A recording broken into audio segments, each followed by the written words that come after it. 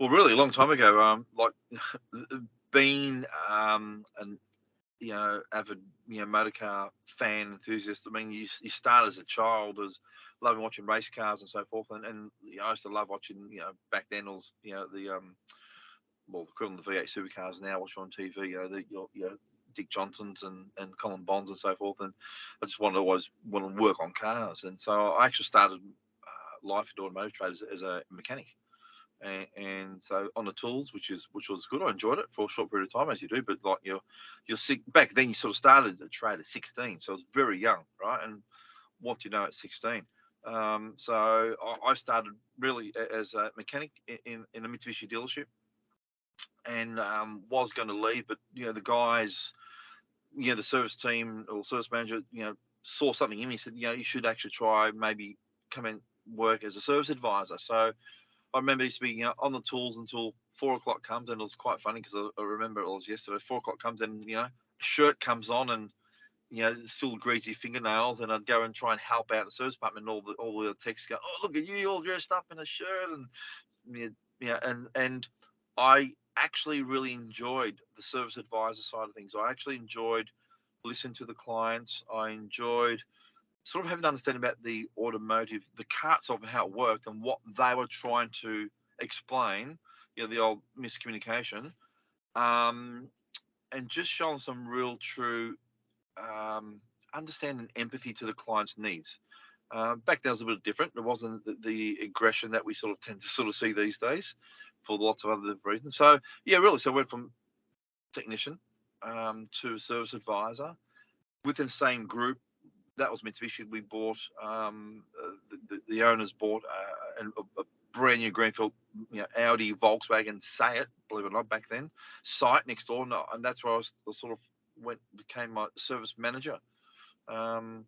So that was a whole service advisor, manager, technician, and then progressively in and out of car. Well, I ended up being in lifestyle, which was jet skis, motorbikes, Harleys, and that's where my forte started in sales and DP side. And been DP, GM in a couple of different manufacturers, and VW. Spent a lot of time in VW world. Really, it was great. And now looking to get into the consultancy and really want to try and help dealerships actually understand a little bit more about, because what I found when I was group operations with the Peter Stevens Motorcycle Group, which was also Harley and we used to call it Metric, the Japanese and non-Harley, I found a very big disconnect between the dealer principal and the back end of the business, as we notoriously call it, right? And so my role was to go and sit with the DPs and go and really ask from an empathetic side, ironically again. So, what areas of business can I help you grow in your business, and what would you like to learn about the service department? And we knew there was just the front end and the back end. And ironically, again, there was the guys who there's a lot of ego in any car dealership. There was the guys who said, "Yep, can you teach me about this, Or was going, no, just go and help the service advisor or the service manager, and I'm fine on the front end." And hopefully over the duration of the last, short period, hopefully DPs and GMs have evolved and got more, a little bit more astute with the back end, because as we can see, the dealerships that aren't connected, and if the back end of the business is not at least 60% absorption, as we call absorption of expenses, the world of hurt's going to come in probably 24, 25 with the way that the car industry is going again. So bit of everything there, short period. No, I'm sure the customers in the early days would have appreciated having that conversation, because you could relay what happened at the back end into the front end when the customers were picking the car up. So that would have been very unique of you, and it sounds like you've transitioned that all the way through your career. So I guess on that last point there, I resonate with the fact, and it happens in every business where there's cross departments. You see it a lot where there's so many departments and they work in silos. I guess, how have you seen that in your experience work well, and how does it sometimes end up in a bad situation where they do work in silos? And as you say, you have that way of bringing the DP into the service side of things. Why do you think that happens, and how do you think they can overcome those challenges sometimes? I think everyone's quite proud of the result of their department, and one example would be where it's been like this for a long time, is where is the used car department versus the service department. The service department is reconditioning the cars for the used car department, and they perceive that maybe they're not getting the best value sometimes from the used car department.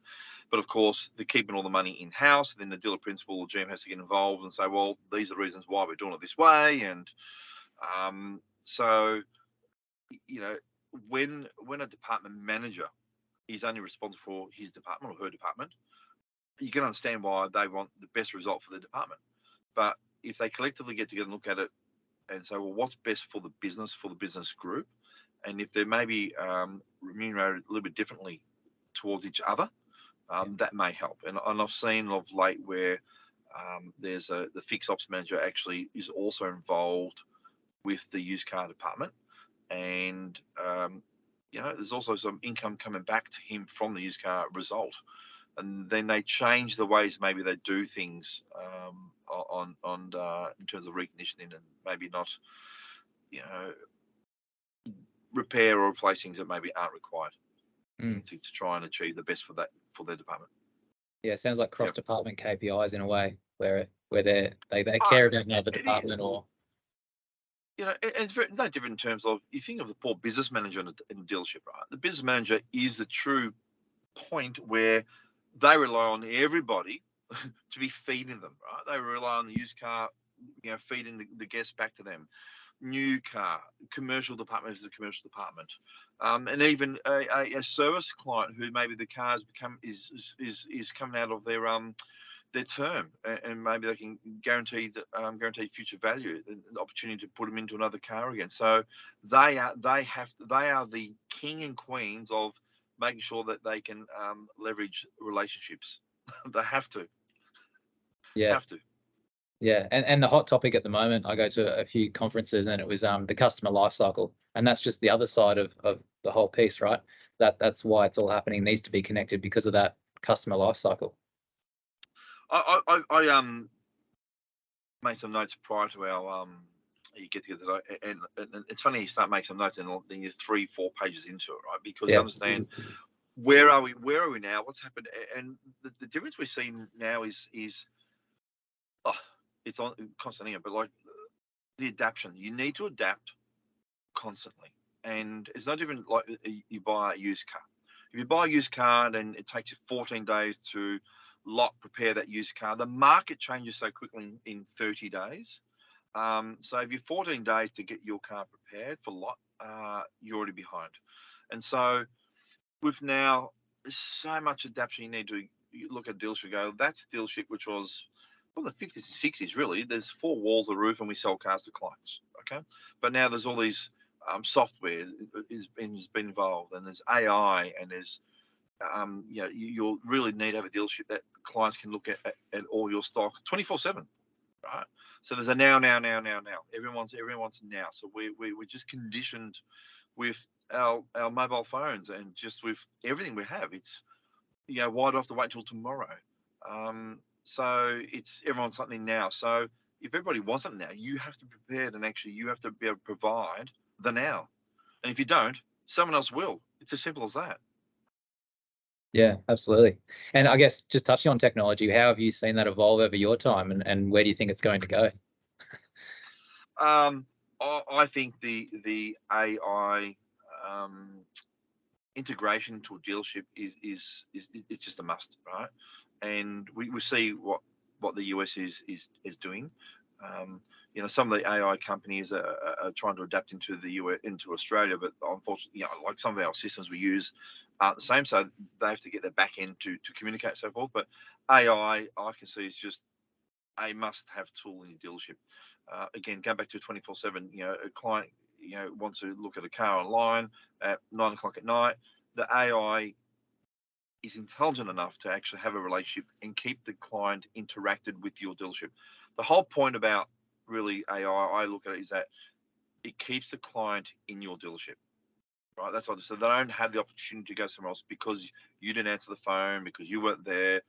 They woke up next day and went somewhere else. So um, AI is a must. The other thing is surround yourself with software companies that are just market leaders. And I'm not here to spruik particular companies, but like if I use AutoGrab as a particular, especially on the used car side of things, fantastic systems, fantastic software, intelligent, and they're constantly evolving. Like from when we first adapted with the guys, 9 months ago, thereabouts, 10 months ago, they're just constantly evolving.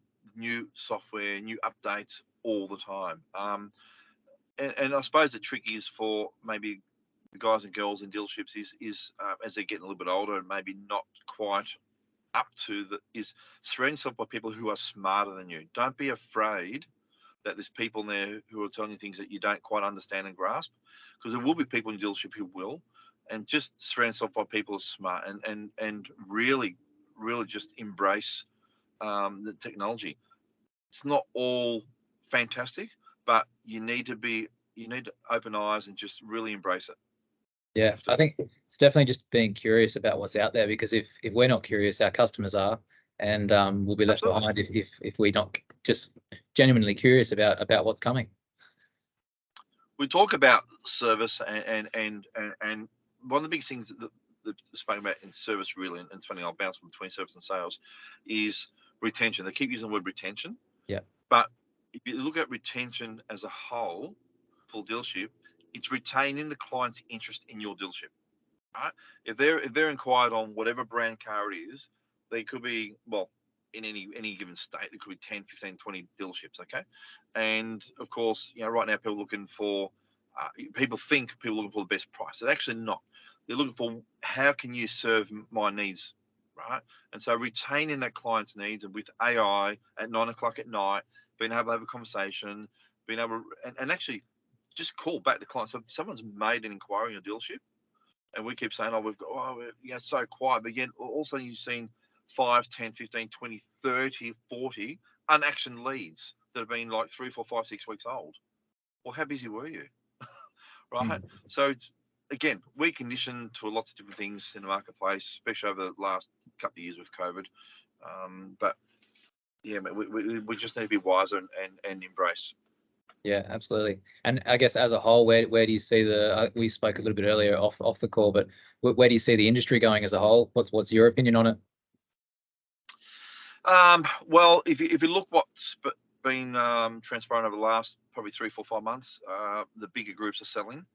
The smarter guys and girls who bought real estate 20, 30 years ago are retaining the real estate side of things. Some are, some aren't.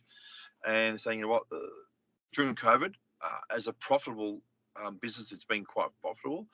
They knew, they can see, and everyone in Autoland can, coming out of lockdowns, especially Victoria lockdowns, seems like we're in jail like for 2 years.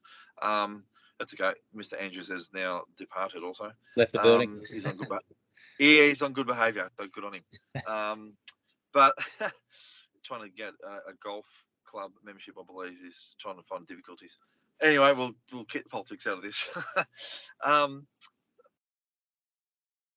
I think looking at what's happening right now, just as a holistic thing, right, with interest rates up through the roof, household expenses. I read something earlier. The savings have depleted. All the money people have been able to save through COVID, not traveling, they bought new cars. Also now everything's going up, and their savings have depleted. So savings are depleted, expenses going up, floor stock is now starting to increase. That's one of the biggest challenges dealerships going to have over the next 12 months. Stock is coming through, and sales, if they even just stay where they are, they're in a lot of hurt. So interest on floor stock is going to really hurt dealerships. So they're going to have to start moving metal. Unfortunately, as we hate using that terminology, they're going to have to start moving cars and selling cars. So the grosses are going to start, really come backwards, and people are going to have to start pivoting. That magic word, pivoting once again. And so the next 12 months will be very interesting.